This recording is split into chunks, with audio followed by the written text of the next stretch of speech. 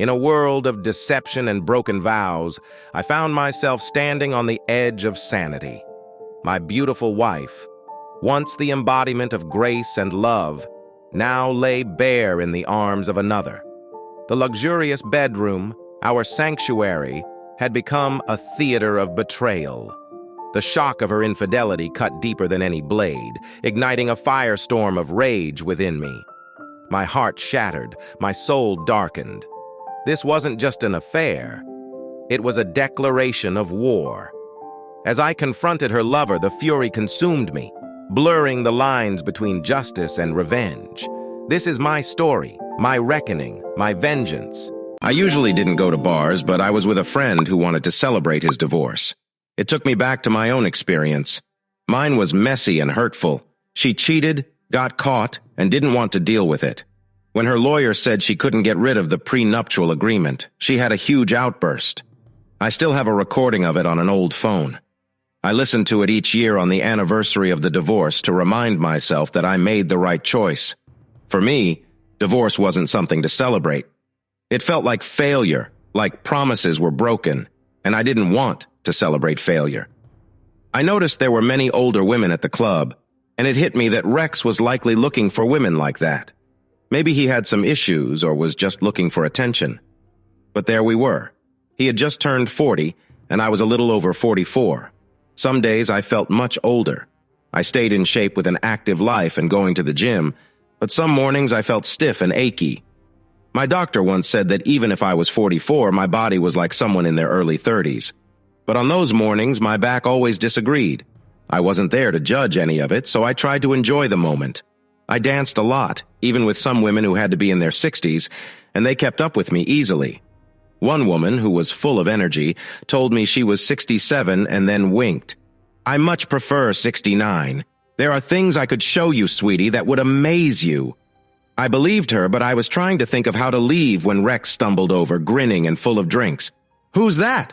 Before long, they were dancing close together, and Rex had his hand on her back while she had her hand moving between them. They vanished about 20 minutes later, and I didn't see him again until Monday. After a while, I decided I had enough for the night and started to leave. That's when she walked in. Her bright red hair reached her waist. Her skirt was very short, and a small move might lead to trouble. The white silk blouse was opened. Her face was round, with a cute nose and striking blue eyes. She was exactly what many might look for, if they wanted something without attachments.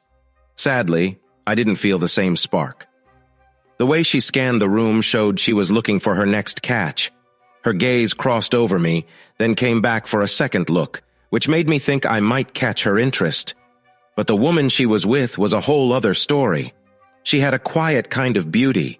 Her clothes, her jewelry, and the way her light blonde hair fell didn't shout about her money.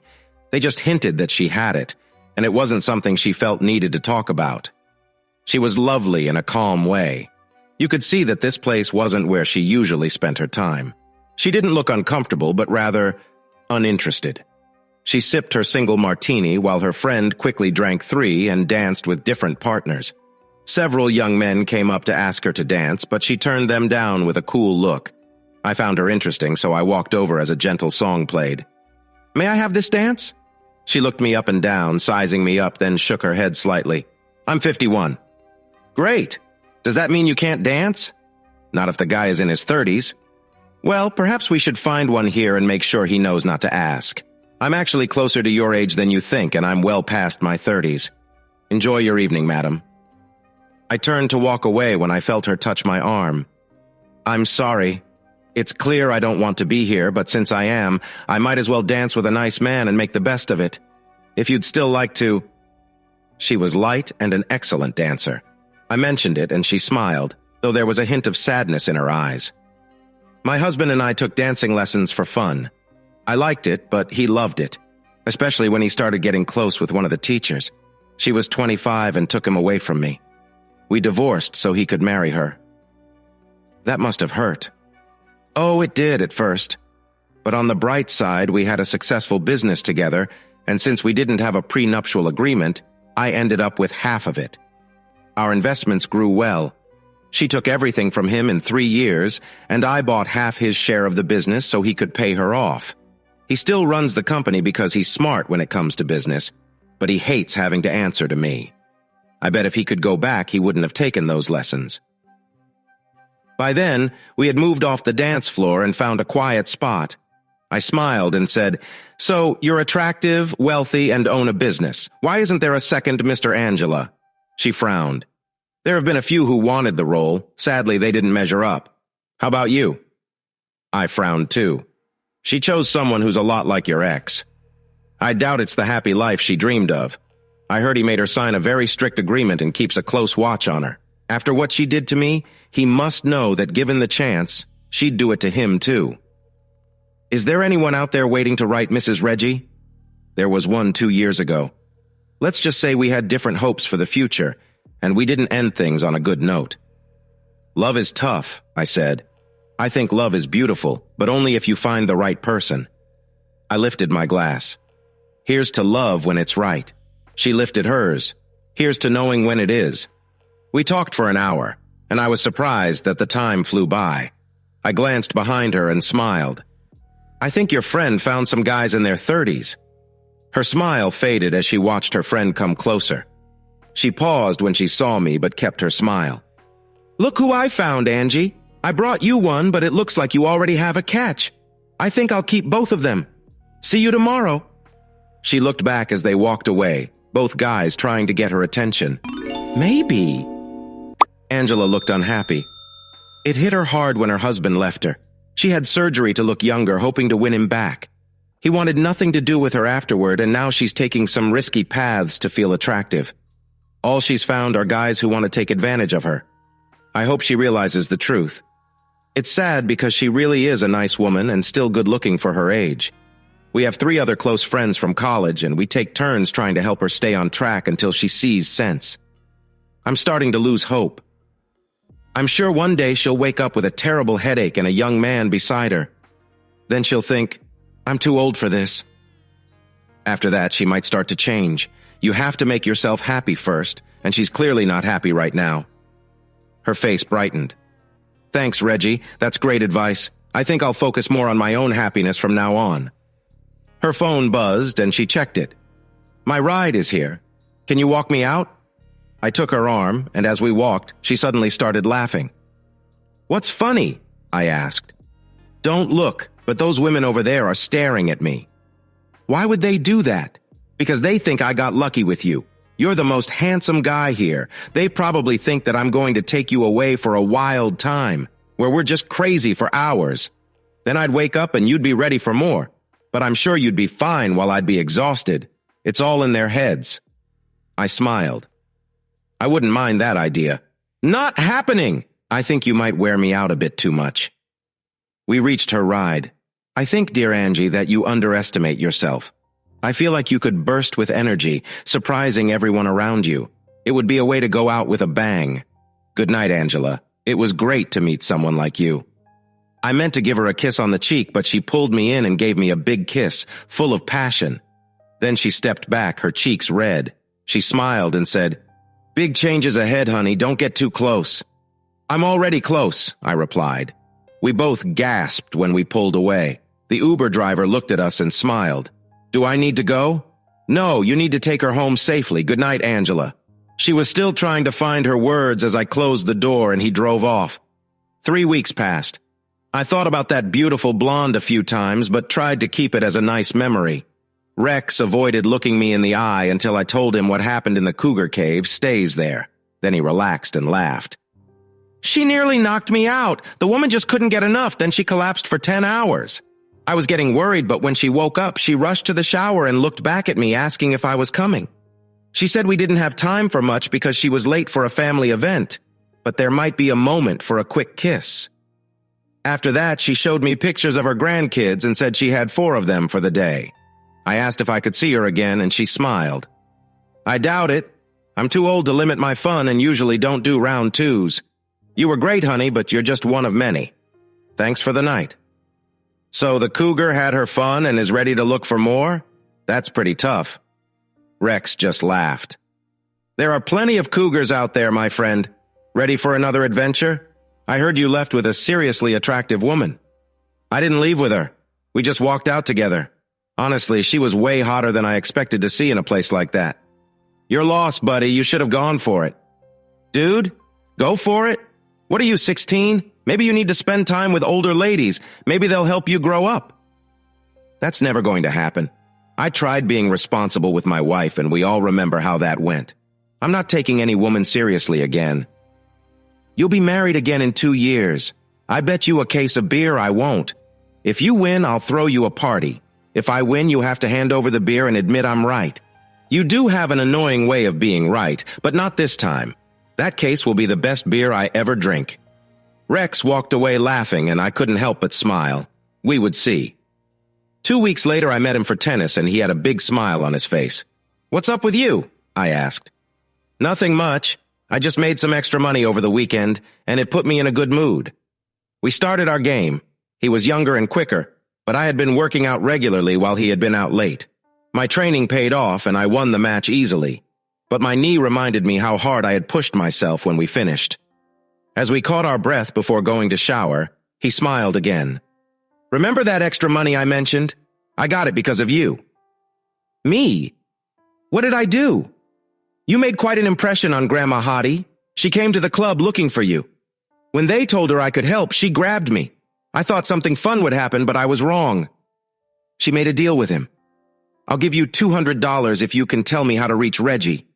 Better yet, give him this card and tell him to call me. I want to talk to him." I thought it would be funny, so I asked her if she was pregnant. Here's a tip. Don't make her mad. She slapped me and my jaw still hurts. Anyway, I promised to pass on her message and this card. Here. When I got home, I looked at the card. It was from Angela Bassett, CEO of Bassett Enterprises. Her cell number was on the back. It was only 7:30, so I decided to call. "Hello?" She sounded a bit careful, probably because she didn't know the number. "Hi, is this Angela Bassett, the one voted hottest grandmother in the state 2 years in a row? It's Reggie Wilkes." I could hear her smile through the phone. "The same Reggie Wilkes rumored to take over for Dorian Gray? How old are you now? 33? 30? I'm old enough to look good with you on my arm. How are you, Angie? I hear you're looking for me." "Just a little. I thought about how much it would take to have you come to me, but then I decided to do it the old-fashioned way." "What are you doing next Saturday?" "I have no big plans." "Great! My company is having an award ceremony, and as the host, I have to be there. My ex will be bringing his new girlfriend, and I want to show him I'm doing well." "You want me to come along to make him jealous? How sly, Angie? Let's say it like this. You come to the event with me, and maybe I'll let you make things a bit cozy for us. What time do I pick you up?" Her laugh was bright and easy. "I'll pick you up in a limo. I'm coming in strong. Just so you know, expect some surprises throughout the night. I think we should have dinner and plan. I don't want to be caught off guard if he asks me about your favorite style." There was a pause before she chuckled again. "I'm not really into thongs, but if he asks, tell him light green." "I won't do that. I'll say your new favorite is the black one I took from you in the limo and put in my pocket. Gotta love those privacy screens." A moment of quiet turned into a giggle. "This is going to be so much fun." On Sunday, we went to dinner. Her house was really nice. It wasn't too big or fancy, just simple and elegant. I told her how much I liked it, thinking about it like a builder would. She frowned for a moment. "You should have seen the big house he convinced me to buy. Why do 2 people need 6 bedrooms? This one has 3, but it's about the same size. I let him keep it after our divorce, and he lost it in the next one. Now he lives in a small condo and can barely pay for it." "That's rough for him, huh? First he lost quality, then he lost space. His next place will probably cost him a lot and might be a small one." She shot me a funny look as she tried not to laugh. "Don't make me laugh too loud at the dinner table. It wouldn't be proper. And thank you, Reggie." I shrugged. "Sometimes you just have to say what's true. That lobster sounds really good, doesn't it?" We had a nice, slow dinner, and our chat wandered everywhere. We talked about places we had visited, places we wanted to return to, and places we never wanted to see again. When dinner was done, neither of us wanted to leave, so I took her to a hidden spot most people didn't know about. It was a roots music place. One week there might be folk music, the next country or bluegrass. Sometimes they had African groups playing percussion, and other weeks it was blues or jazz. She watched the show that night with excitement. It was a blues duo, a woman in her 30s and a man in his 50s. He played guitar and keyboards, sometimes switching to bass and harmonica. She was also a great guitarist. With their kick drum and hi-hat, you'd think there were more than 2 people on stage if you hadn't seen it yourself. When they took a break, others looked at us curiously. I had on a nice suit, and Angie was dressed elegantly in a copper-colored dress with sparkling jewels. Most people were in jeans and t-shirts. She started talking with the woman next to her and quickly got her phone out to check out other acts she might like.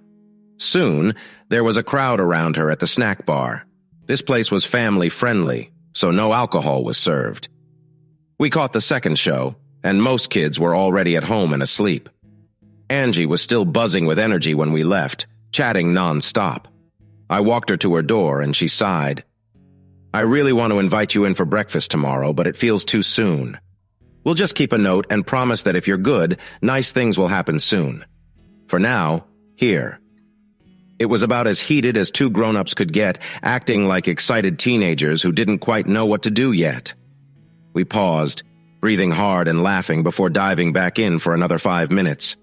Finally, she pushed me away. "That's enough. If we keep this up, we'll be crossing a line right at the door.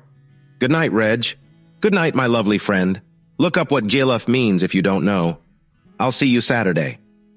If I thought she was amazing on our dinner date, the dress she wore for the event was even more stunning. It was a long, black dress made of a shiny fabric, with a high slit and a deep neckline that made you take notice. Her beautiful legs were accentuated by high heels. She smiled at how I reacted. "Close your mouth. I told you I was going all out. Do you like how everything looks? I'm wearing a nice bra, too." "You look amazing." She giggled and handed me something. "Here, a little gift to remember tonight." I looked down at a tiny piece of lace, black and delicate. Her smile grew bigger. "Yes, I wore it for a bit. Wouldn't want him to see it and have it not be real." I had to force myself not to examine it too closely in front of her. When we got to the hotel, I saw her business must be quite successful, judging by the crowd. There were almost 200 people, and many of them were lining up to talk to her. A lot of them were eyeing me, trying to figure out my place in all of this. Angie was friendly and charming, just the right mix. We chatted with people, and about 45 minutes later, I felt her tense up. "That's my ex," she whispered. I turned to see a normal, slightly heavyset man with a young woman by his side. It felt sad and strange. He walked toward us. "Angie." He said it flatly without any warmth, but she was all smiles. "Hello, Ben. Let me introduce my date. This is Reggie Wilkes. Reggie, my ex-husband, Ben." Ben's handshake was weak, the kind that makes you distrustful.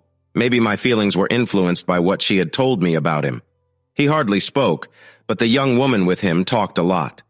She was good at appearing friendly, but her eyes were sizing me up. I had done well in my business, but I doubted I was in the same league as Angie when it came to wealth. I was careful with my money and lived well enough. Angie was polite, trying hard not to laugh. We had a nice dinner, and Angie's speech got a good round of applause. Then her ex spoke, but his words were dull and uninspired. He promised everyone that the company was in safe hands as long as he was in charge. I could tell that not many people believed him, as the applause was not very enthusiastic. Next, the orchestra began to play. Angie was a great dancer, and I held my own, so we danced for a while. Soon, she had to dance with other people in the company, and I danced with their partners. Most people asked how serious we were. I had a funny answer ready. "I'm just here for show. She'll take me home tonight and wear me out. Then I'll be sent away until she needs me again." Some people thought I was serious, but most of the ladies laughed and said Angie made a good choice. When I danced with the ex's girlfriend, I really went for it, telling her about our upcoming trip to Europe in the summer, saying we would stay at my place in France and my condo in London, and maybe visit some islands. I thought she might cling to me forever. Angie noticed and came to my rescue, gently pulling the other woman's hands off me. "He's mine, darling. Don't worry, you've got the backup. Want to dance again, honey?" I shared what I'd said with her, and she burst into laughter. Her ex approached me as I was getting us some drinks. "Are you too serious?" he asked. "If I have my way, the company might get a new name," I replied. He got angry. "The company is mine. No name changes." "It was yours, and from what I hear, you messed it up pretty badly." You should know by now that bad choices can come from poor thinking, and you better watch out with your new girlfriend or you might end up in more trouble than you think. You jerk, I'm going to. What will you do, Ben? Look at Reggie. His suit isn't padded, he's strong, and he would handle you easily. I'll even stand back and watch if you want to fight. No? Good choice. Angie turned to me with a playful look. Sweetheart, I seem to have lost something. Have you seen it? This? I said, holding up a piece of clothing. Sorry, the limo got here faster than we thought, and you didn't have time to put it back on, remember? She took it from me with a grin, looking at her ex. Thanks for holding on to this. I'd put it back on, but it wouldn't matter. You'd have it off before we got far. I think I'm ready to call it a night. Shall we go? People started to whisper and share bits of our conversation. Many of the ladies and some of the men hugged her as we left. Her husband was not very popular. She was still laughing when we got into the car. Did you see his face? I thought he would just disappear. And his girlfriend was looking at him totally differently. If she thought she could, she would have gotten closer to you right there in front of everyone. Of course, if she did anything rude, I would have put her in her place. Wow! Remind me to stay on your good side. The evening was fun, but some moments were better than others. Which moments did you like? The moments when I got to be close to you and we danced together. You're really pretty, and I noticed. The laughter came back. Trust me, when we were close, I noticed that you noticed. It felt nice.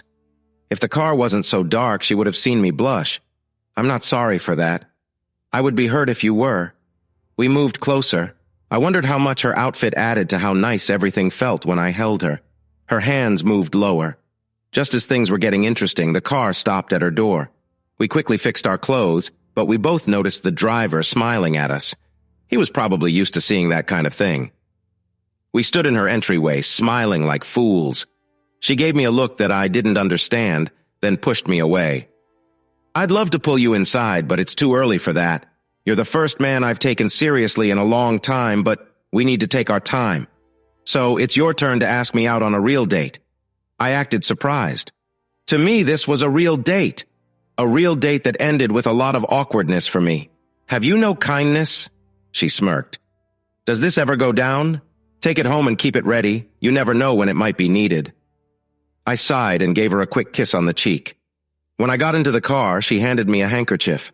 The light scent makes me feel nostalgic. I sent her flowers at work on Monday with a note. Please accept this as a sign of my feelings for you. Would you spend Friday at 7 with me? I knew her assistant would read the note aloud. She brought the flowers into the office. Look, he sent these and asked for a date on Friday. If you're not interested, can I have him? Joanne, sweetie, you know I care about you, but if you say something like that again, I might just have to find you another job. My ex needs a new assistant. Understood. If I beg really nicely, will you keep me? You're incredibly valuable to me. But if you say something like that again, got it, boss.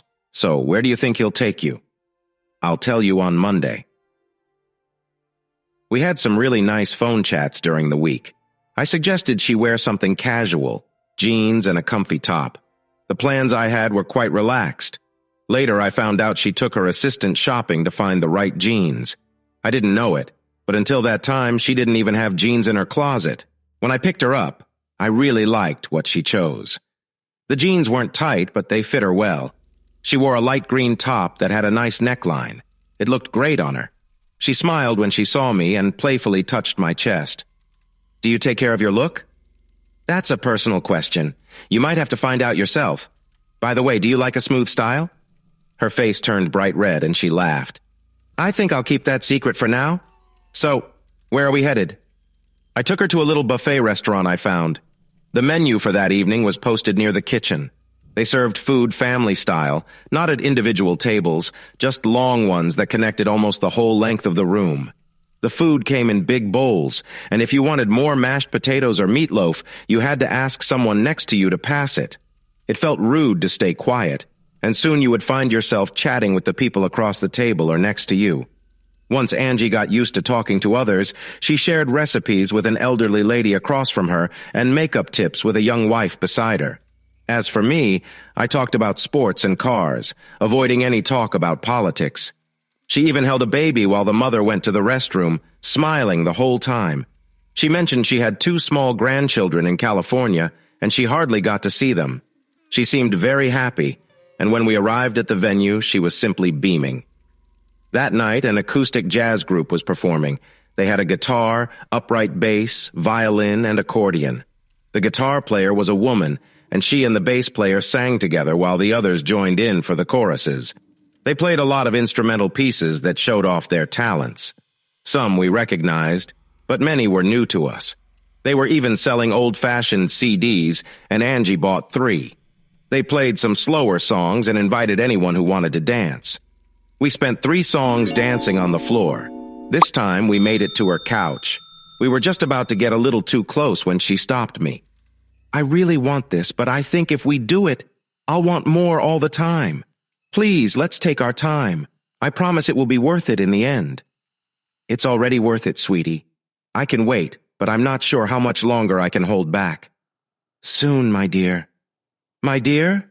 I loved her laugh. It made her sound so young. Yes, my dear. I've always wanted to call a man that and really mean it. 2 long weeks later, she called and asked if I liked boats. I guess, I said.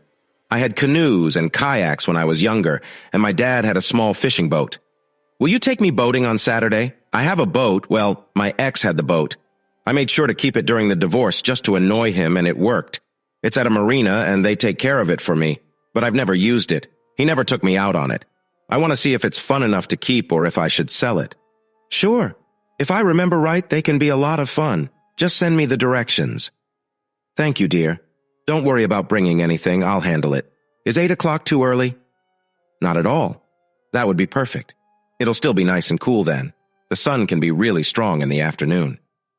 We'll make sure to stay cool. See you then. It was a fancy marina, and I had a feeling her boat would be something special. When I finally caught my breath after seeing her outfit, a pair of short shorts and a man's white shirt tied just under her tummy, I followed her to the slips. We walked past a lovely restored wooden boat, and I was surprised when we went to the very end of the docks. I think I just stared. It wasn't a boat. It was like a house on the water. It was 45 feet long and almost completely covered, with a big deck on top and a canopy, too. This is his boat? I asked. No, honey, this is my boat. It's all set to go. Are you ready? There were controls up top and down below. I felt better being above where I could see everything as I focused on getting us away from the dock.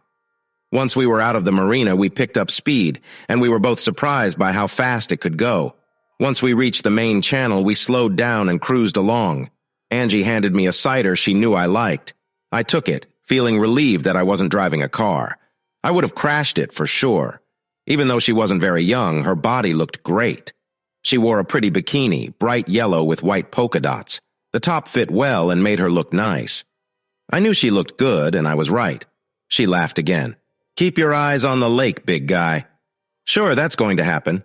It better. I have fun plans, and they don't include getting lost. I have a map the marina operator gave me. He said the landmarks are easy to find. Plus, we have GPS on our phones and the navigation system. In about an hour, we should arrive. That destination turned out to be a small cove between one of the bigger islands on the lake and a tiny one that was just a bit over 2 acres. This was a mountain lake, the first of many in a chain that leads to the low country, and each lake became more polluted. Here, the water was clear and beautiful, letting us see deep down. It was the kind of water that made you want to dive in on a hot summer day. Once the boat was safely anchored, Angie suggested we swim for a while. I told you I would bring everything, she said with a mischievous smile. I even got you a swimsuit. It's on the bed. Why don't you go change? I hadn't realized how spacious the inside of the boat was. The lounge area was impressive. There was even a good-sized TV mounted on the wall. The bedroom was smaller, just barely enough for the large bed. I saw a small piece of fabric lying on it. Curious, I picked it up and smiled. It was a light blue Speedo, and it looked small even for that style. Getting into it was an experience, and I briefly thought of how difficult it must be to fit something large into a tiny bag. Looking in the bathroom mirror, I was happy about the time I had spent in the gym. I didn't look like I was in my 20s, but I had nothing to be ashamed of. You've looked good since we left the dock. Ready to go? The water felt cold at first, but we soon got used to it, and it was refreshing. Angie seemed comfortable in the water, swimming gracefully like a playful otter. We splashed around, played. She dived down for a long time to tease me. When she surfaced, she had a playful look on her face and swam up to me, playfully nudging against me with a smile. I'm thinking we should find a quiet spot before things get too intense. There aren't many people here, but it's still a public lake. I let her climb the ladder first. When she reached the top, I playfully grabbed her, making her squeal in surprise. Then Angie giggled as she leaned against the ladder steps. Once she caught her breath, she asked me to either finish what I started or let her climb up. I let go. We were lost in each other, a feeling beyond our years.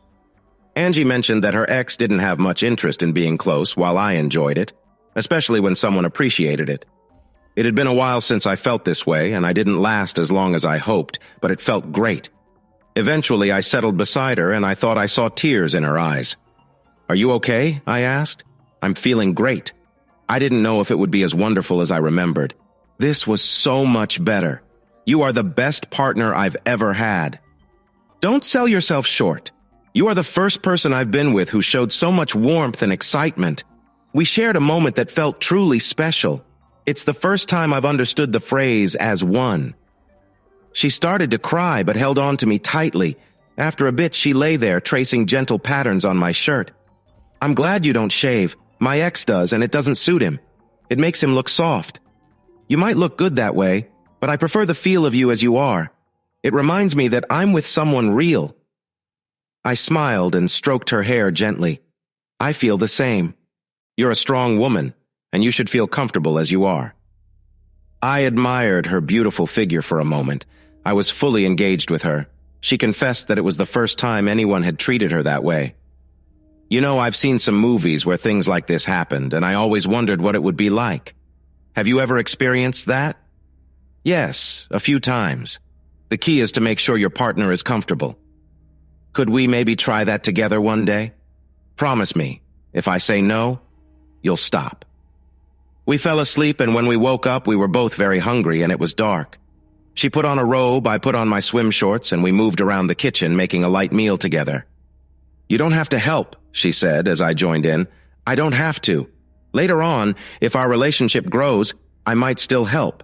Sometimes I want you to sit at the counter with a glass of wine while I cook something special for you. It's part of being in a partnership." Her eyes became glassy, and I was afraid I'd said something wrong. But then she smiled. "I'll do my best to enjoy it when you cook. What do you want for the starter?" "This," I said. I teased her with some actions like new couples often do. "Stop or we won't get dinner ready. But I promise, there will be time for that later."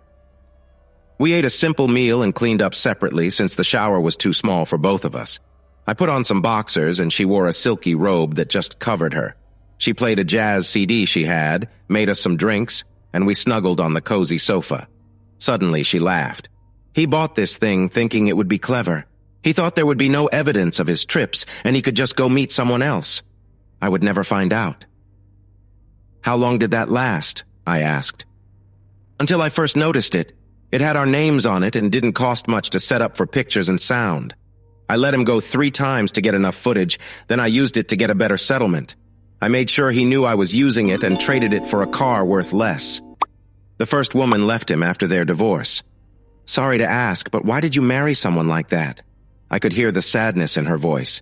"He was a good man when we first got together, but as we became more successful, he became more full of himself. He thought his success meant he could do anything. Age played a role too. Honestly, I think he wanted someone who looked like a flashy car during a midlife crisis. She wasn't smart, but she was clever, and quickly made him question why he was still with a tired old woman when he could have her by his side. When I found them together, it worked out perfectly for her. By that time, I didn't care anymore. She was welcome to him. Instead of people admiring him for his achievements, many thought he was foolish and felt sorry for him. When he realized that, it really crushed his already weak pride for a while. Then she cheated on him, and he was left with nothing from his bad choices. In reality, I ran the company, and he just had to accept it. That sounds a lot like my experience. I thought I was doing well, but she wanted a better life and quickly found someone else once she decided to move on.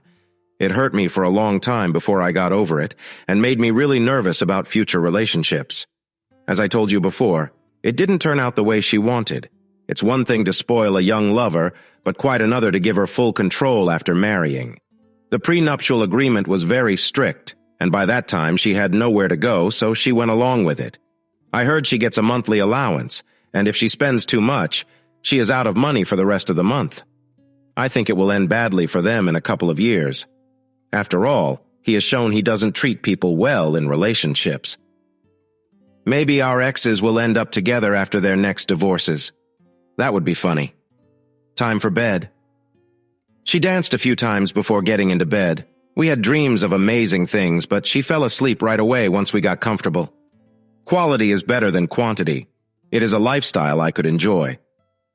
We spent the weekend jumping in and out of bed and the water, returning to the marina just before sunset on Sunday. As we headed back, I asked her if we were only seeing each other. Even in the fading light, I could see her eyes sparkle. I'm thinking of tossing you overboard. I haven't been with another man in nearly a year, and I'm very happy with you. Any more silly questions? No, dear. Good. And what about you? I haven't been with anyone else since 2 weeks before I saw you at the club for the first time. I like what we have very much and have no plans to mess it up. Are we really a couple now? Should I write something official? No, I think it's better if we just talk about it, don't you? Definitely. We stood on the dock for a bit, and then I asked, what happens next? Next, we go home and think about this weekend and what it means for us. After a few days, you should bring some clothes to my place.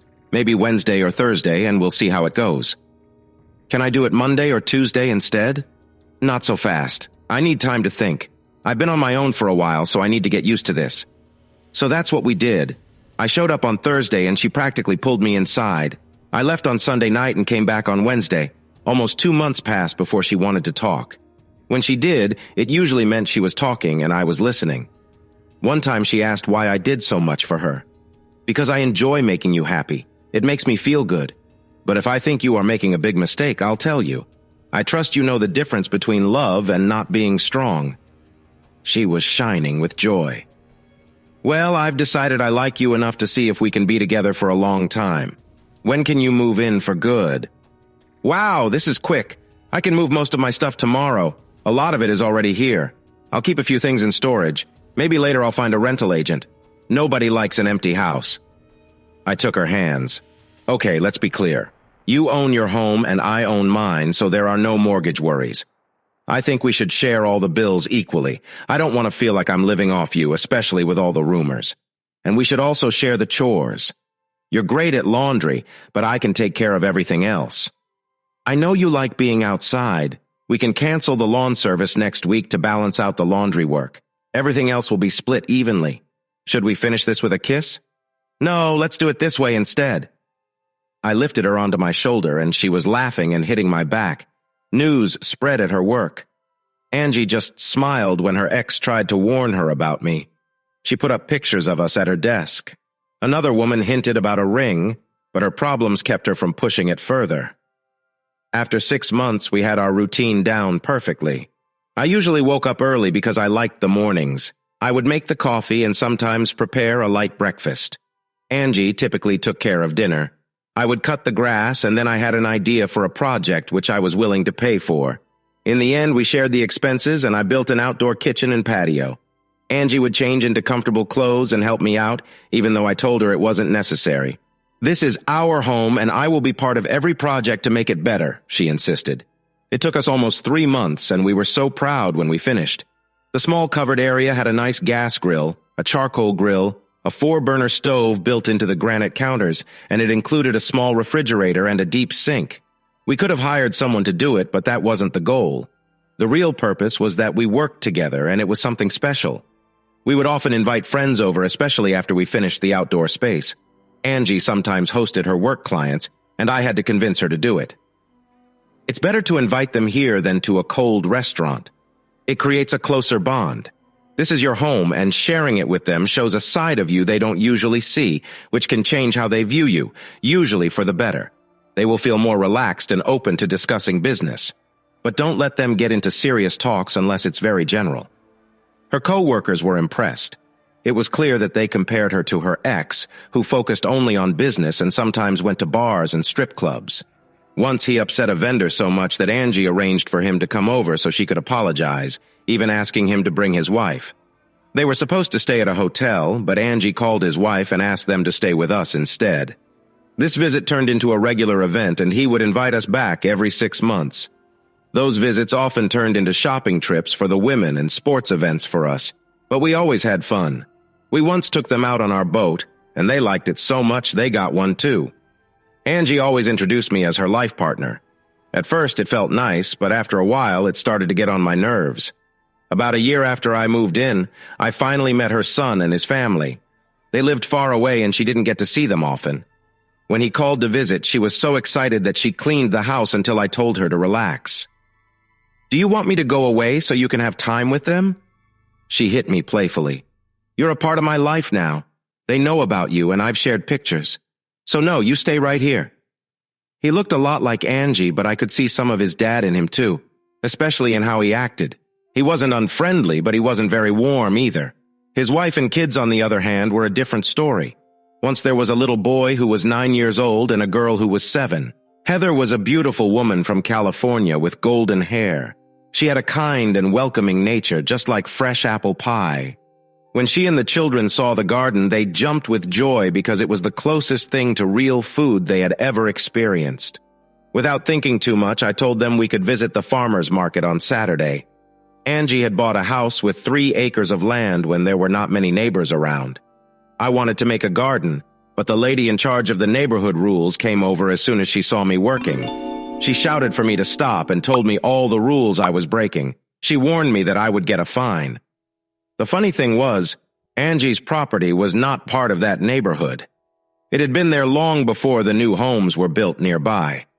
I just smiled and continued to work on the land, being careful to keep it tidy. After I got the ground ready, Angie helped me put up a white picket fence. From the street, you couldn't even tell what was inside. Angie then took over, insisting we grow lots of tomatoes, lettuce, and green beans. She spent hours online ordering enough seeds to plant a huge garden. I made her pick what would fit in our space, but she quickly wanted to make the garden bigger. The president of the neighborhood association became furious and threatened to tear down our fence. I just smiled and told her that may not be the best plan. So she decided to take us to court. Angie took a day off work to support me in court. The president brought charts and rules, making a convincing argument. Then, it was our turn. Angie presented her property deed, and when the judge read it, she laughed and struck her gavel. "Case dismissed." We could hardly believe it when the judge told the angry woman that since our property was not part of her neighborhood, we could do whatever we wanted, as long as it was reasonable. The judge even had to warn her to be quiet or risk a weekend in jail. The next month, Angie had a mischievous look in her eyes when she asked me to help her make a scarecrow. While I worked on that, she went shopping. When the scarecrow was ready, it wore clothes just like the neighborhood presidents, even a big straw hat like the one she wore in summer. Angie might have made the scarecrow's backside a little bigger than it should be, using 2 bales of hay to fill out those pants. She smiled widely and said, "I read about someone who did this to get back at a rules enforcer. I thought it was a perfect idea." Every time the president drove by our house, she would see the scarecrow. The other neighbors found it hilarious, but were careful not to let her see them laughing. When her term ended, a new president came in who was much nicer to the homeowners. He even let everyone vote to allow small gardens in their backyards if they were properly fenced in. Suddenly, we got to know our neighbors much better as they came to us for help. I had gone a bit overboard and bought a big garden tiller that just sat there after I worked on our yard, so I offered to help. Angie would sit with the wives on the patio or inside while the guys and I struggled in the hot sun. Soon, they set up a Facebook group to share tips and show off their vegetables. If they had extra, they shared it with the group. Very little went to waste. Heather showed up on Saturday without her son, Junior. When I asked, she said he wanted to talk to his mom alone. Something felt off. We piled into her rental car since it had the car seats in it. Heather seemed to enjoy the market, even though she didn't smile much. The kids were running around, excited to see everything. Besides fresh vegetables, there were local artisans too, potters, painters, and jewelry makers. There was even a man who would write a poem for customers for $10 and print it out on his laptop. I didn't see the point, but he said he made $200 to $300 a day, not bad for a writer. The kids found a face painter and begged to get their faces painted. Heather hesitated, but I smiled and pointed at the kids. He's a lion and she's a tiger, full face. I went to talk to one of the artisans, and a few minutes later Heather came over with the kids, their faces painted beautifully. He smiled at us. Does Angie know you're out having fun with this lovely lady? Heather turned a little red, but then smiled. Mom knows, but if a girl can't trust her father-in-law, who can she trust? That surprised me, and I had to blink a few times. The kids wanted some crystals, and Heather looked a bit shy, but Bob smiled. Now you'll see how nice it is to have a generous father-in-law. If he's like most grandfathers, he'll buy his grandkids anything they want. This dust was really bad. I had forgotten how bad it got this time of year. Before Heather could say no, Lynette spotted some earrings shaped like small fairies holding tiny crystals. Jeremiah picked out a necklace with a beautiful crystal. It was supposed to bring good luck and keep him safe. Lynette heard what Bob said and hugged my knees. Thank you, Grandpa. Jeremiah thought he was too cool for a hug, but he smiled and said, Thanks, Gramps.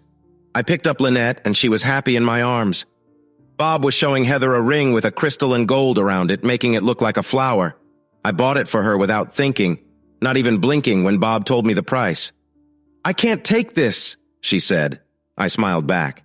I know you haven't been around us much, but trust me, it's not wise to say no to grandfathers. It suits you. Bob told me it had been in his case for a year, just waiting for someone special. Don't fight the magic. I still held Lynette, but now she was asleep. Heather took one of Lynette's hands, and Jeremiah took the other as we walked. I was so proud. I felt like I was floating until we reached the car. The kids went outside before we hit the highway. I waited a few minutes before I began to speak. I'm a pretty smart guy, and I can see something is wrong. Why don't you tell me what's going on so that Angie and I can help? She wanted to argue, but decided against it. Then she started to talk. We don't have any money. It took everything we had just to get here. I wondered what Junior was telling Angie while she shared her sad story. Junior had been fired in a bad way and was struggling to find a new job. They had always lived well, but the money disappeared quickly.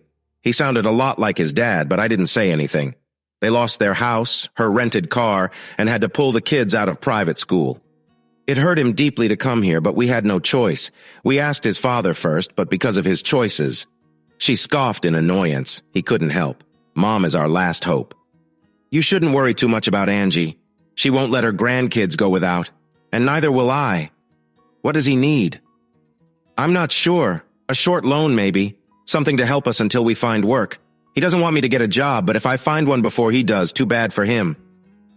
I knew Angie. She wouldn't let her child and his family go hungry.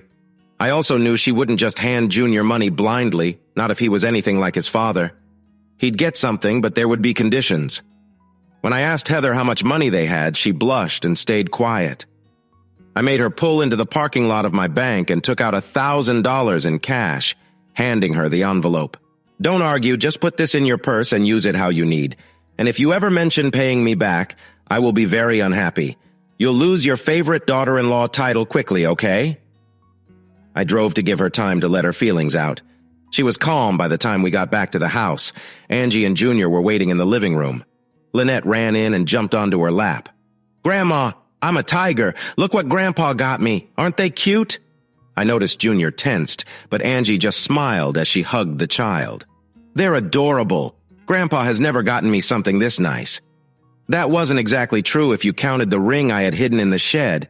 I just hadn't found the right moment to give it to her yet. It's because I'm the youngest and a girl. Grandpas are supposed to do things like that. At least that's what Jenny says. Your friend Jenny seems very wise. Jeremiah, did you get anything? He smiled and took a necklace out from under his shirt. Grandpa's friend said it would keep bad spirits away. Mommy got something too. She shyly showed Angie a ring. Angie's eyes went wide and tears rolled down her cheeks. From now on, I'll have to keep an eye on your grandfather or you'll have too many shiny things. Linny, do you and Jerry want to help me make cupcakes? Soon, they each grabbed a hand and pulled her to the kitchen. Junior stared at me for a moment. You're not their grandfather, Heather gasped. I just looked at him calmly. No, I'm not by blood, but does that matter to them? Does it hurt a child to think there are more people who care for them? Where's your dad, Benny? Is he too busy for his only grandchildren, his way to live on? Do you know how special that is? Maybe not, but you should learn. I kissed Heather on the cheek and walked outside. I went to the garden shed and sharpened tools for 40 minutes. My dad taught me that hoes, shovels, and tools like that are just like knives. If they are sharp, they work better. After I finished sharpening, I worked on the pruners. By the time I was done, they were sharp enough to cut hair. There was a soft knock, and Heather asked if she could come in. I nodded, and she stood there a bit awkwardly. Please don't blame him. He's facing a big failure, the struggle to take care of his family. I understand that, but that means you shouldn't snap at the hand trying to help. His dad made bad choices. That's not Junior. It's fault. His bright future with a wonderful woman slipped away and he can't get it back. He needs to accept what he chose and try not to repeat it. Junior needs to make some choices too. Angie has told me many times how much she misses you, especially her grandchildren. Heather, she will take care of her family. I know her well enough for that.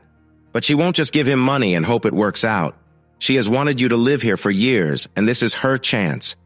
I bet she offers him a job. He's her heir, not me. I've told her I want no part of her business. It's not mine to manage. By the way, where are you staying? We're at the Marriott for the night. After that, I have no idea. I might have an idea, but I need to talk to your mother-in-law first. Come on, it's almost dinner time, and I'm sure Jeremiah doesn't want to miss meals. She gave me a big hug. I wish they were your grandchildren. I'd sleep a lot better at night. I looked around the kitchen and saw the mess from letting small children try baking. I made a choice. Tonight, we'll grill. I asked Heather what the kids like to eat and sent her in my car to the market. Junior came along with her. I wondered what they would talk about.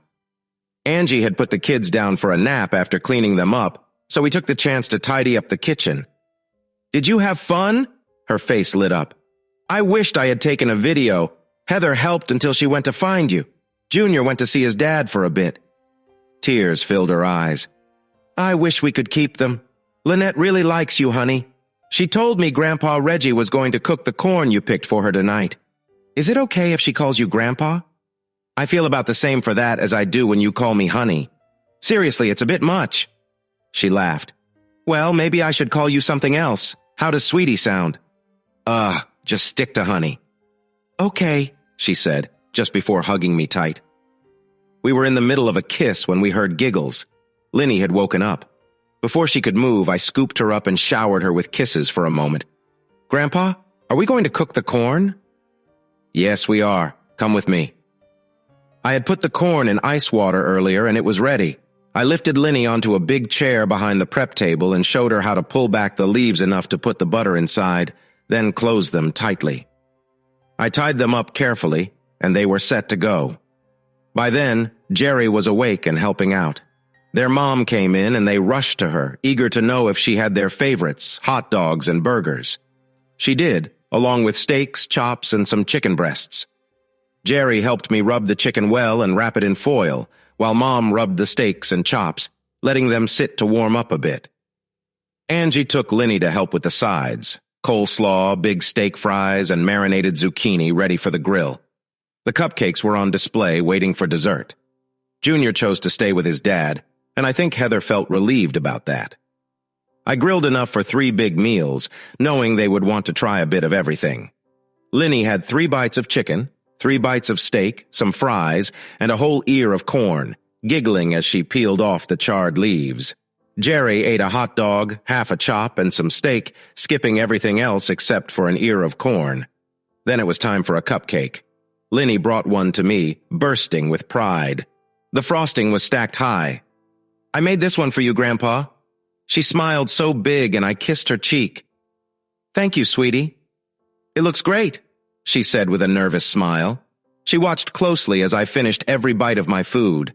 When Heather told everyone they could stay the night and that baths were ready, they looked so happy. After they changed into their pajamas, I held Linny while Angie held Jerry. We gently rocked him until he fell asleep. They woke up when we laid them in their beds and wanted us to take turns reading them a story. Angie held my hand tightly the whole time, beaming with joy. Heather was in the living room enjoying a glass of wine. Thank you. You have no idea how nice it is to finally relax. I remember, Angie replied. Junior was a really active child and needed a lot of attention. But now that you're here, you have built-in babysitters. You might get tired of coming over to help out. That might take some time, but I'm glad to be here. It all depends on your son." Angie sat next to her and gave her a friendly hug. "I know, dear. I'm working on it." Later that night, as we lay in bed, we had a deep talk. "Do you know what's going on with them?" I asked. "I know most of it. I got really angry when I found out. They should have come home sooner. We would have helped them," she said. "I think your son has as much pride as your ex. What did you talk about when I was with Heather and the kids?" "He has this scheme to make money that he wants me to invest in. $1 million. I do have money, but I wouldn't just give it away. I told him I need to check it out before I decide, and he got upset. They're broke, and this is their last night in that hotel. They can move in here, but he doesn't like that idea. Can I suggest something?" "I'm listening." "The people renting my house just moved out. I knew it was only a 6-month stay, but now it's empty. Let them live there for free. It will give them some space while they sort things out. Maybe we can find Heather something to do while he figures things out." "I love you," she suddenly said, and it made me grin. It's sometimes hard to get her to say it. Whenever we got close to talking about marriage, she would shy away, mentioning the age difference. It started to bother me, and one day I couldn't take it anymore. "But dear, I'm 7 years older." I lost my temper. She squirmed and protested. "Ow, that hurts! Who do you think you are?" Her words stopped as she squealed, and I felt a bit embarrassed for being too rough. "Every time you bring this up, it's going to lead to more trouble, you understand? And I'm not going to let it go easily. You need to wake up and realize that your age doesn't matter. I chose you. If you think this means we won't work out, maybe I should just walk away now." She was still crying on the couch when I passed her with my suitcase. Her eyes widened, and I could tell she didn't believe what I was saying. "Please, wait. I'll reach out, but it might take a while. I need some space to figure out if this is worth it or not." She begged as I stepped out the door. I owned part of a construction company and also managed jobs in emergencies. I decided it was an emergency and spent a week out of town to get a new office building started. The unions were causing trouble, and some suppliers were caving under their pressure and delaying our materials. I was frustrated, so I pulled all our workers off the job and sent them to other tasks. 2 days later, a "for sale" sign went up in front of the building, surprising everyone. The unions were outraged, but I was in my rights and told the newspapers and local news the truth, backing it with facts. Soon, the unions faced pressure from workers who were out of jobs, and politicians started talking about permits and investigations. The suppliers were shocked when I canceled almost $2 million in orders. "We have a contract." "You do, but the fine print says if you're late more than 3 times in a month, we can look for other suppliers. Have a good day." They tried to paint me as the bad guy, but the public saw through it. A month later, we returned to the suppliers with better deals, and the unions were much more willing to meet their new goals. My partners thought I was smart, but I was just angry and needed to take it out on someone. 9 days later, I walked out of the trailer that was our construction office to see Angie sitting in her car. She looked scared but determined. As I approached, she got out, and I felt both of us were nervous. When she reached me, she stood there unsure for a moment, then suddenly jumped into my arms. I finally gave in. I glanced at the engineers and production assistants, and they all quickly decided they needed coffee at the diner next door. I locked the door behind them. "I'm sorry for losing my temper. I was really frustrated, and it just happened. I'm asking you, if we're going to be together, to please stop doing that. By now, I hope you understand how little that number matters to me." "I think I finally understand. I forgive you, as long as you never do it again. All I can promise is that if you come close to saying it again, I'll remind you how it ended last time." "Fair enough, now come home. You must comfort me with kisses." I couldn't help but smile. "I'll make it a 2-for-1 deal to say I'm sorry." We sat and talked, sharing kisses until the crew felt brave enough to come back. I looked at my assistant. "You're on your own for the rest of the project, Mark. You've shown you can do it, so think of this as a test. If you do well, we could use another project manager. And Mark, no nonsense from anyone, all right? They will test you hard. Stand firm the first time and don't back down, understood? Good. See you at the office." He came in a week early and saved $20,000. He had 10 of our people working with him, and I told him to give everyone 1,000 as a bonus, making sure he delivered the money himself. I gave him 3. Angie and I slowly got back to where we were, but I wasn't as happy as I should have been. The fact that she avoided talking about marriage really bothered me. If she wanted to wait, I was fine with it, as long as I could see a happy ending. I remembered my first marriage, before things went wrong, and realized I liked being married. I liked having a promise and a document to show the world that we were together. Now her son was around, and she was really tense. 2 weeks later, she told her son the bad news. She had looked into his opportunity, and it seemed to be a scam. Angie insisted he work for her for now, just to earn some money. He didn't want to at first, until Heather lost patience and got her own job. She went to work for a construction company as an office assistant. The pay was better than average, not because of who she was, but because my partners and I decided early on to find the best people and pay them fairly. Sarah was in charge of all office work, and one of the first things she did was suggest a free daycare for our employees. You guys don't know how much childcare can cost, especially for a single mother. If we do this, we'll keep our employees for a long time. She was a single mother herself, and her part of the startup was supported by an inheritance from her grandmother. David and I had talked about starting our own business, but it was mostly talk. She had been the office manager for our old company and pushed us to get started. We were so thankful that we named the business SDR Construction after Sarah, David, and Reggie. David was an engineer and I handled construction. We both had good names in our fields, but some of our clients were not happy with our old company's management, so they decided to work with us instead. In just 10 years, we built a successful construction business known for great work at fair prices. Our old company was very upset when we left and took a few people with us. They even threatened to sue us. Our lawyer advised us that they might do such things while he sorted out the papers and said we should tell them to get lost. We let Sarah handle it because she dealt with a lot of issues there. She said it turned out to be one of the best times of her life. When I got to the office before Heather, she would bring the kids to me before they went to daycare.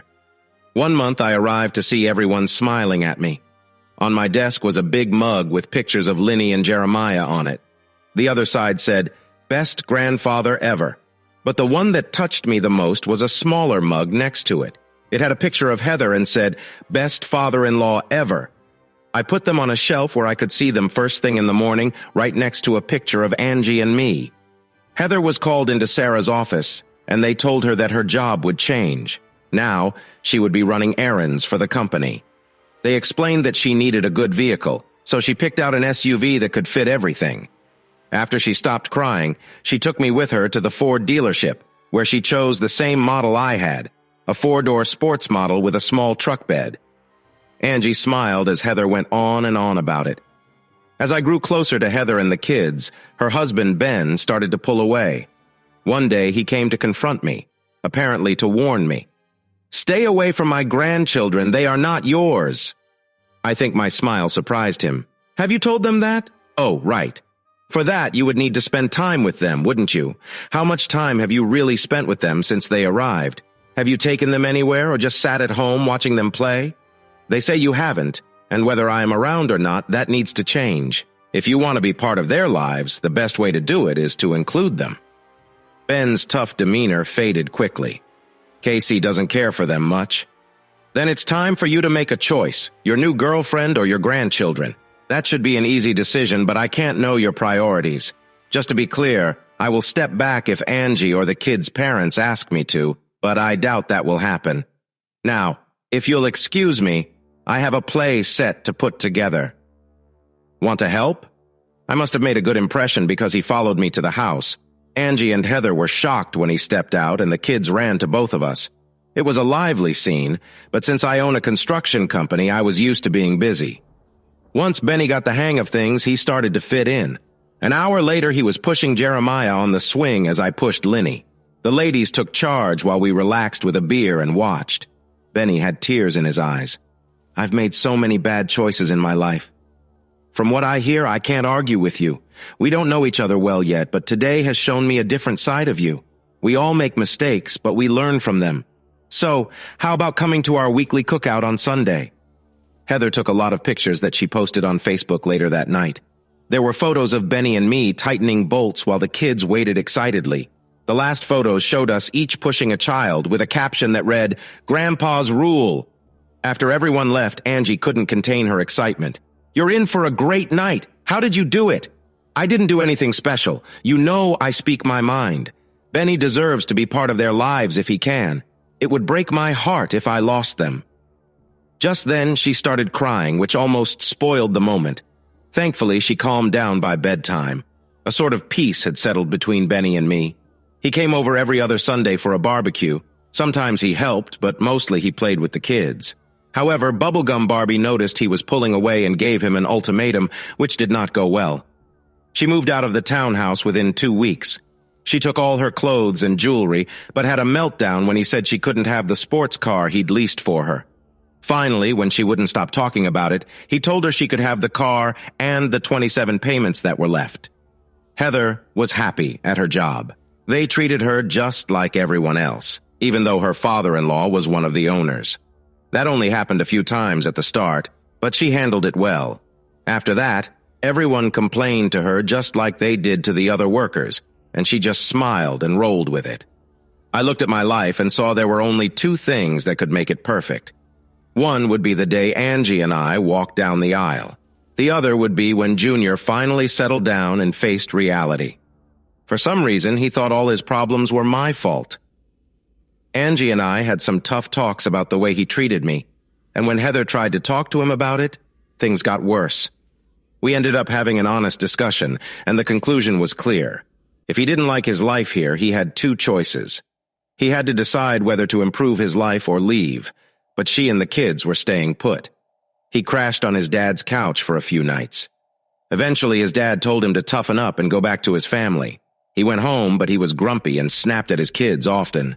Heather was very frustrated, and then things got even worse. Angie fired him. This was really hard for her, and she spent several nights crying while holding on to me. She had started to trust him, and he had been doing better at work, but he still felt angry inside and wanted to return to California. Heather was not keen on that idea. "Why would we go back? I've already moved our family once, and I don't want to do it again." She sighed deeply. "You need to think this through. You're making more money now than you did at your best job in California. Your parents want you to take over the family business in a few years. I love my job here. We don't owe money for a house or car, so we can live well. The biggest thing is the kids. They are so happy here. They love your mom and think both grandfathers could do amazing things. What would they think if we just left? They really only have one grandfather. The other man is just someone mom is with." Heather slapped him hard. "Don't you ever say that again in front of me? We are living here for free in the house of that loser." He got me a car, and if I called him for anything, he would help right away. Lynette told me she wants to build houses just like her grandpa. I think Jeremiah will be great in business. He loves visiting Grandpa Benny at work. We have a bright future here. He thought about this for a few days. Then he used his job to access company funds and borrowed $200,000 to invest in a plan he had always wanted. He thought he could make a lot of money quickly, return the money, and have enough to go back to California in style. But the plan failed, and he lost all the money, leaving many investors disappointed. The accountants discovered the issue 3 weeks later. When Angie found out, she fainted. Her assistant called me and Ben. They called for an ambulance, and she was taken to the hospital for care. We all met at the emergency room. The doctor told us she was being treated for severe shock and needed to stay overnight. Ben and I walked around in the hospital for 4 hours, and he went home only when his new girlfriend arrived to pick him up. She was younger than him, but not by much. She helped keep him in line, and the grandkids adored her. He wouldn't admit it yet, but he was so in love with her it was hard to think clearly. One day, while we were cooking on the grill and Angie and Vicky were watching the kids play in our new pool, he told me he was tired of living in a condo. He wanted a house. Vicky was helping him out, he said, just to get a woman's opinion. But what he really meant was that he planned to buy whatever she chose. I had a fleeting thought that he might get married before me, and it bothered me. I never left the hospital. I slept in a chair next to her bed. She woke up around 3, and I spent another 2 hours holding her as she cried before the day shift arrived and gave her more medicine. That afternoon, she was finally discharged, and Heather came to take her home. When they wheeled her out, Heather saw how weak she looked and broke down in tears. I ended up driving them home while they hugged in the back seat. Once we got her settled at home, Heather filled me in on what was happening in her life. "He's gone, Dad. I came home and the bedroom was a mess. He packed his clothes and left. I don't know if he'll come back." She had started calling Angie Mom after about 6 months. Her parents had moved to Portugal, so when she was lucky, she saw them every 4 years. That made us the go-to parents, the ones she could talk to. She smiled when she first called me Dad. "I call Angie Mom, and you're the best father figure I've had, so unless you mind, I'm calling you Dad." I didn't mind at all. Heather checked their bank accounts and found that he had cleared them out. There had been a decent amount in savings. She mentioned that someday I might need to ask them to leave, and they needed a backup plan. Angie later told me they were actually saving for a down payment for a house that I would help build on her land. Heather was really upset and stayed with us for most of the week. The kids enjoyed having her around, but eventually they wanted to go back home. After 2 weeks, Angie got mad enough to track his car with GPS, a car that belonged to her work. The app showed him in a small town in Texas. Ben and I flew down to find him. We spotted him in a tiny bar, talking loudly about how great he was at business. As long as he was buying drinks, everyone seemed to agree with him. Ben tapped him on the shoulder. "Son, it's time to come home." He spun around on his bar stool, eyes wide in surprise. Then he saw me. "Here to gloat, huh? You took my family away from me. I nearly threw up every time Heather said, 'Reggie did this,' or 'You have to see what Reggie got for the kids.'" He then turned to his dad. "And you just sat there and let him take everything. What kind of man are you?" Benny looked at him for a long moment. "You know what Reggie took from me? Nothing. I lost everything long before I even heard his name. It took me some time, but I finally figured things out. I'm actually closer to your mother now than I was when we were together. She's a friend now, and for a long time I didn't have any friends at all. But you know what? This isn't about Reggie, or your mother, or even me. It's about you and what you've done. Now step up, get off that stool, and come home to deal with things." I didn't see it coming, or I would have reacted. He jumped off the bar stool and hit his dad right in the face. Benny went down hard. He stood there smiling, swaying a bit. "Want to go, old man?" I smiled back. "Why, yes, I do." I'd love to say it was a big fight and we battled all over the bar before going outside, but it didn't happen that way. Junior didn't know anything about fighting. I did. My dad was a champion boxer when he was young and learned a lot in the Navy. He taught me some fighting skills just in case I needed them. Those skills helped me a lot in my early days on the job. Sometimes you can't talk your way out of a situation. Sometimes you just have to take action. With Junior, I felt like I had to take action. He threw a wild punch and I caught his arm, using my hip to throw him off balance. He flew across the floor. He had some determination, so he got right back up and rushed at me again. I avoided him again and used his speed to push his face into the bar. I could have done this all day, but then a deputy tapped me on the shoulder. "You can stop now. We'll handle this from here." The bartender had called the police when Junior knocked down his dad. Another deputy pulled Junior up to put handcuffs on him while the EMTs checked on Benny. He seemed to be hurt and was taken to the local hospital for a concussion check. We didn't need to press charges. The bartender and the police were eager to help. They charged Junior with disturbing the peace, damaging property. That was a bit my fault. When I tossed him, he landed on a chair that broke. 2 counts of assault and 1 count of assault on a police officer when he kicked a deputy. She tapped her baton near his legs, and he quickly became more cooperative. His bail was set at $25,000, and neither Benny nor I wanted to post it. He stayed in jail for 3 weeks before his first hearing. Following the public defender's advice, he pleaded guilty to lesser charges. He was found guilty, given a 1-year sentence, and released for time already served along with probation. He also had to pay for the chair he broke and a $5,000 fine. Angie hurried down and paid it, but only if the state let him do his probation at home. This really limited his freedom, and it made him even more upset. 3 weeks after he returned home, Heather asked him to leave.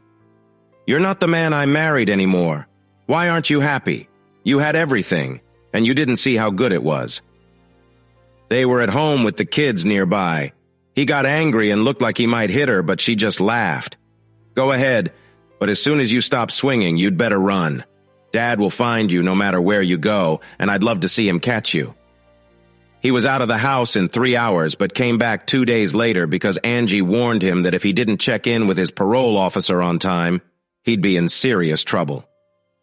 By that time, Benny had found a place and let him stay in his condo until the sale went through. Heather was serious about her threats, and when she served him with divorce papers and asked for temporary child support, he lost it.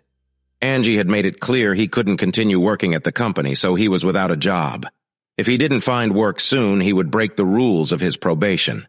I thought about everything as Heather cried on my shoulder while Angie comforted her from the other side. Angie had been down for nearly 2 months. Heather was stressed, and even the kids were feeling the pressure. It made them all more protective of each other. After we got Heather settled in bed, I told Angie I needed to go out. Out? Now? It's pretty late. This won't take long. Just make sure you don't take all the blankets when I get back. Angie loved to steal the covers. Many times I woke up cold while she was all wrapped up. I had tried a few times to fix it and even kept an extra blanket nearby. She would always say sorry the next day, but it was hard for her to stop smiling. Should I get the heating pad? I won't be long. She falling asleep almost before I could start the car. I drove right over to Benny's condo and knocked on the door. Junior opened it just a little, saw me, and tried to slam it shut. I kicked the door open hard and sent him stumbling back. I stepped inside and sat down while he struggled to stand.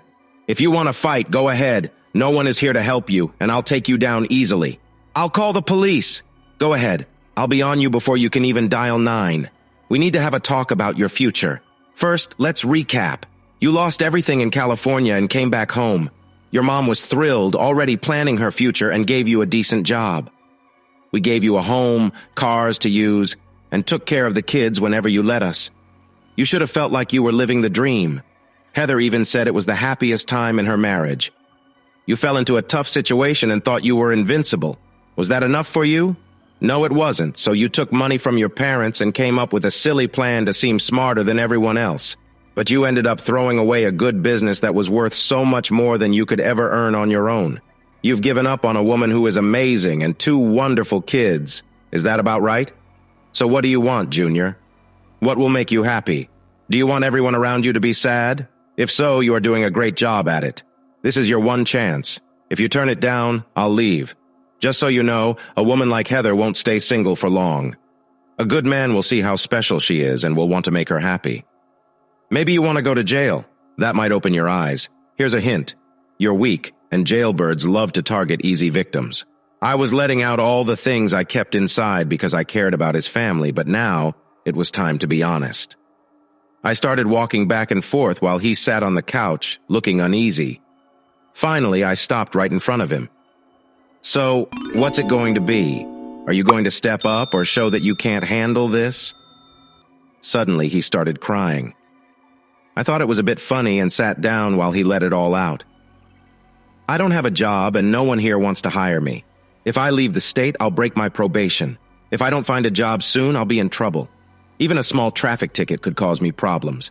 I will never get my family back. My parents can't stand me, and you must be enjoying this. I gave him a hard slap. Are you done with the pity party? I'm going to help you even though it's not easy for me. But I'm not really doing it for you. It's for the family I care about. I tossed one of my business cards to him. You be at that address on Monday at 8. If you're not, I'm done with you. Don't wear a suit. You probably won't need it anytime soon. Wear sturdy jeans, good boots, and a work shirt. You're starting in construction. You'll work hard and you won't complain or cry. You'll do what you're told. I'll know if you don't. I walked toward the door. Oh, and 25% of your pay will be taken out each week and sent to Heather. You still have kids to support, and if you ever want your family back, this is a good start. As I drove home, I wondered if anything I said made any difference. We would see on Monday. I smiled when I saw Angie all wrapped up like a mummy. I once told her that she must have been a lizard in another life because I had never met anyone so unemotional. She just smiled. Lizards like to sun on warm rocks. I prefer to cuddle with a man who makes me feel warm inside. I was shocked to see him in the office on Monday. I put him with a team working nearby and told the supervisor and team leads not to baby him, but to take it easy on him. Give him a chance. He really needs this job. Later, I learned that he cried when he got home that first day because his body hurt so much. He could hardly move the next morning, but he still came back. A month later, he had gotten used to the hard work and developed real muscles for the first time. They tried him on different tasks, and he seemed to really be good at hanging and finishing drywall. I would see him from my office sometimes, getting out of a work truck, looking white and dusty from all the drywall dust. Heather had moved to payroll and saw his name and his first paycheck. Then the money showed up in her account. She stormed into my office. "Is this your doing, Dad?" Somebody needed to give him a job, and I didn't want you to have to visit him at the county jail. I just went to see him and asked nicely. I find that hard to believe. More likely you scared him into showing up. I did nothing of the sort. If you didn't scare him, it's probably because he's more scared of you than I thought. Do you think he will stay with it? Only time will tell, sweetie. Now go get the kids from daycare so I can get my goodbye kisses. Only if the big girl gets to kiss him first. They would see each other in the hallways now and then, but they hardly talked. Then one day, he asked her if he could have lunch with his kids at the picnic tables outside the daycare. She almost said no and gave him a serious talk on how to behave, but she decided to join them, just to be safe. Things were going well until Linny crawled into his lap and showed him the little hard hat I had gotten her. Look, Daddy, I got a hard hat too. We're both going to be builders, just like Grandpa. Tears rolled down his cheeks as he hugged her tightly, then hugged Jeremiah as well. He turned to Heather and thanked her in a shaky voice for being so nice. A couple of tears fell from her eyes, too. He always made sure to stop by for lunch if he was working nearby. He would ask Heather to join them if she had time, and she always made time. He moved out of his father's townhouse and found a small apartment close to the office. I let him use one of the company trucks to get around, and he was very careful about when he drove it. Since it was a 4-door truck, he could take the kids when Heather allowed it. 6 months went by, and Heather came into my office and closed the door. Daddy, can I talk to you for a minute? Of course, sweetie. What's on your mind? Benny. I knew she meant her Benny, so I nodded. We've been talking a lot lately. He comes to our house at least twice a week for dinner. I can see he is changing, and I need to ask a favor. He really wants to talk to his parents. Can I bring him over on Sunday? His parents had given up on him a long time ago. Angie didn't know I had helped him find a job, and I stayed quiet about it. I warned Heather, and she mentioned that he had a new job and was now helping out with the kids. Let me talk to your mother first. I won't surprise her. I'll see how she feels and let you know. Angie and Ben were not too sure about the idea, but they agreed to try it for Heather and the kids. He showed up looking really nervous. The kids jumped all over him, excited about the new pool with a water slide, talking non-stop. We left them alone, and after dinner he asked if he could speak to his parents. I took the kids and Heather out for ice cream. We came back in 45 minutes. When we returned, he was gone. Angie had tears in her eyes, and Ben looked a bit worried. He apologized, and I think he really meant it. He promised to pay us back, but we told him if he truly meant that, he should do good things for the kids. We made it clear that we could not let him work for us again, at least not until enough time passed for us to trust him. He said he didn't expect that much forgiveness and promised he would never let us down again. I hope he's honest. Angie shocked me by being a bit more firm. I listened to him and I told him words are just words. If he wants our forgiveness and respect, he needs to earn it, both with us and with his family. Benny has a lot to work on, and I hope he steps up. Later, she surprised me with some more news. He only had good things to say about you. You've really made a difference to him, and right now, you might be his role model. Then, to my surprise, he gave me some advice. He told me I should get your ring on my finger and stop waiting. If I am so scared of a serious commitment, maybe I should let you go to find someone else. I'm starting to like that guy. She poked me. Stop it. This is serious. Yes, it is. While we're talking about this, do you ever plan to marry me? She went quiet and I sighed, turning away. A few moments later, she cuddled closer to me. Honey, I've been really scared. You might not see it now, but when Ben was Junior's age, he was a lot like him. I put up with things I shouldn't have for years. I still have nightmares about the person I was back then. I promised myself it would never happen again. I wouldn't let a man have that much power over me. I thought about getting up, but she held on tightly. I'll leave tomorrow. I never saw it coming, but she slapped me. It hurt, and my jaw felt sore. You will not. What I'm trying to say is that I've changed. You have more influence over me right now than anyone else ever has. Your smile, your touch, and the way you light up when you do something nice for me means so much. I really look forward to those moments when you shine, especially when Heather brings the kids by. So, clumsily, I'm trying to tell you that if you ask me a certain question, the answer might surprise you. I could see you holding your breath, as if waiting for something. I shrugged and said, "Let me think about it. I'll let you know tomorrow, at the latest." You seemed to freeze for a moment, then I heard you take a deep breath. I quickly turned and covered your face with kisses. When I finally let you breathe, I jumped out of bed. "Stay right there!" It's lucky Heather and the kids weren't around. They might have seen me rush by the window in my birthday suit. I dashed to the garden shed and searched until I found the box I had hidden behind a bag. I figured you would never look there. You were always scared of spiders and refused to go in there alone. When I returned, you were sitting up in bed, looking younger than your age. "I have a special surprise for you. There's a secret word you need to say to get it. Want to see what it is?" You nodded, and I smiled as I opened the box. I knew you would never have chosen that particular ring, but I thought it was perfect for you, and you weren't paying for it either. Your eyes widened, and you tried to get out from under the covers. "You don't want it? I thought you'd like this. I can always put it away." But you reached out and playfully tapped my chest. "Give it to me." "No, you haven't said the magic word. Want to try again? You're terrible at this." "Yes, I would be so happy to be Mrs. Reginald Wilkes. Now give me what belongs to me." I made you kiss me first. Then I gently placed the beautiful ring on your finger. You sighed, and then you held me tightly and cried. I held you back and cried a little too. After a few minutes, you jumped out of bed and grabbed your phone. "I need to call Heather, and Vicky, Barb, Alice, and—" I gently took the phone from you. "You can't." "Why not?" "Because it's 1:30 in the morning. They will be excited for you, but not so excited if you call them now. Let's just go back to bed." This time, you pushed me down onto the bed. I laughed. "You are the best, the gilf of the year for 2 years running," I thought, as you playfully grabbed me. By then I was 48 and she was 54. She liked to remind me that she was only 6.5 years older, but you would have thought we were 2 teenagers that night. We didn't wake up until 9 when Heather came by. Angie got out of bed, opened the door, and instead of talking, she just waved her hand in Heather's face.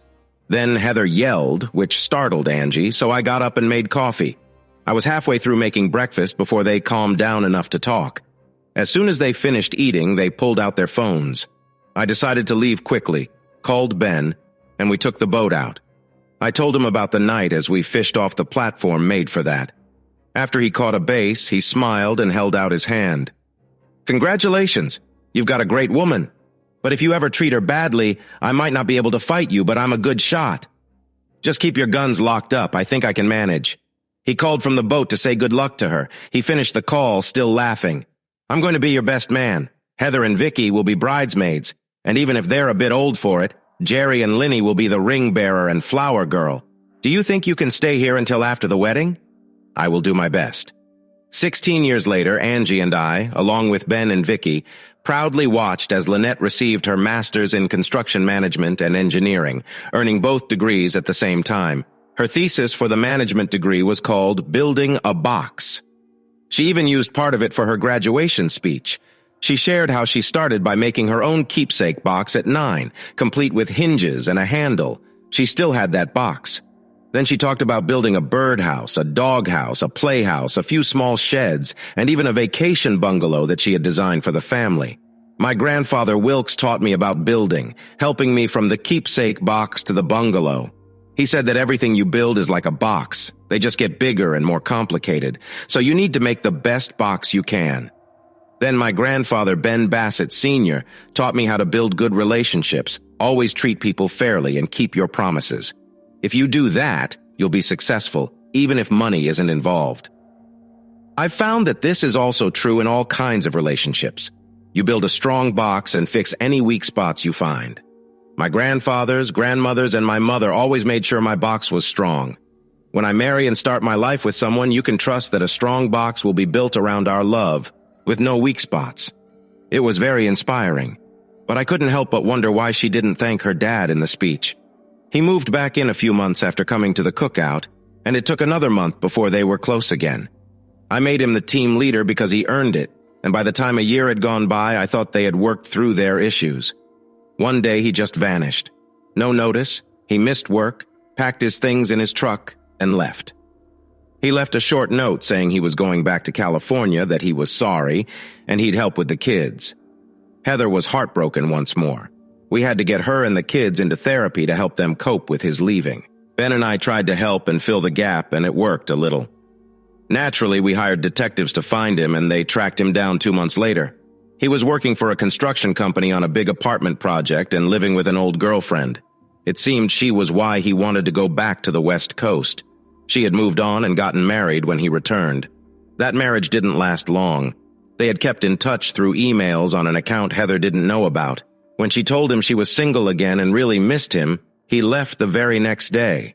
Heather was sad for a while, but then she moved on with her life. She couldn't just leave everything behind and run away. She filed for divorce 3 months after he left and served him the papers at his job. The divorce papers included a request for child support, but she gave him a way out. If he signed away his parental rights, he would be free. His new girlfriend wasn't happy about losing that much of his income and urged him until he agreed. 2 years later, Heather was the assistant head of payroll and HR, dealing with every worker in one way or another. I had sent her to complete her degree, allowing her to work half days to attend classes. When she returned to work full-time, she burst into my office and flopped onto my lap. "Why are you being so nice to me? I never told you this, but my first wife was very selfish and lied to me about having kids. She didn't want to adopt, and after we split, I found out she had surgery to prevent pregnancy. I thought I would never have a family and die alone until I met Angie. We knew we couldn't have children, but her love meant the world to me. Then you came into my life and gave me a chance to start over. You and the kids became special to me from that first weekend, and my feelings kept growing. Heather, you're the closest I'll ever have to a daughter, so I've decided to adopt you in my heart. You're too old for legal adoption, but emotionally, you are my child, and that means you are my heir too. That's why I encouraged you to get your degree. When I retire, my part of the business will go to you. I've talked to Sarah and David, and they believe it's a good idea to keep it in the family. The paperwork is all set, and all you need to do is take my place when I leave." She got very upset, so I called Angie to help her feel better. Angie comforted her until she stopped crying and smiled.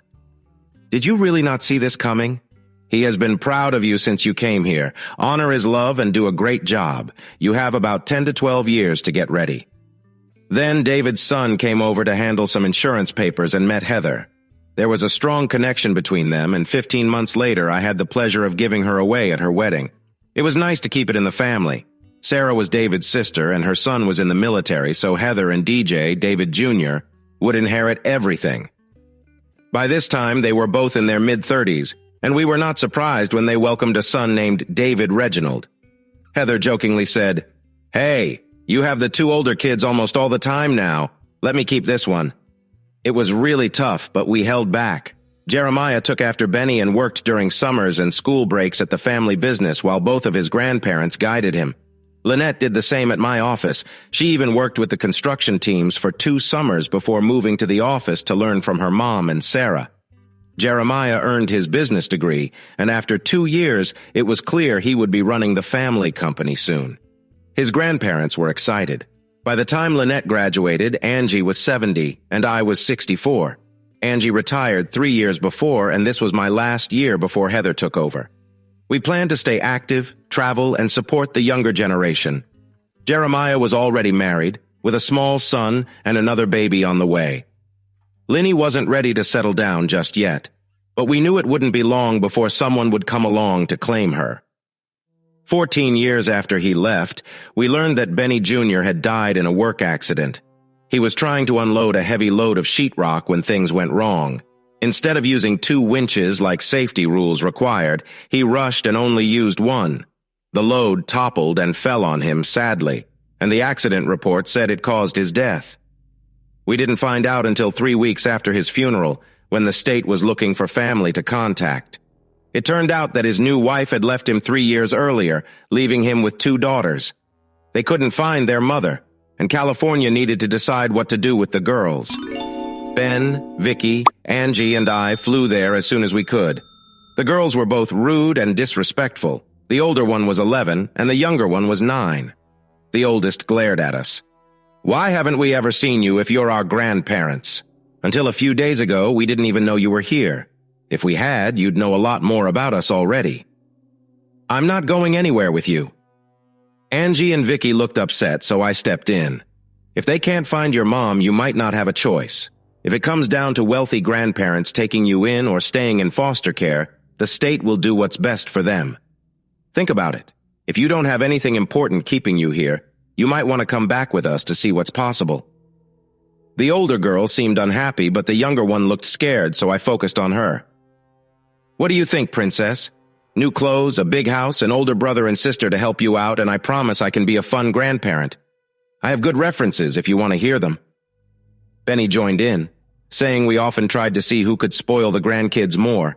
Then we stepped back and let the women speak. Angie showed them photos of their older siblings, pointing out how much they looked alike.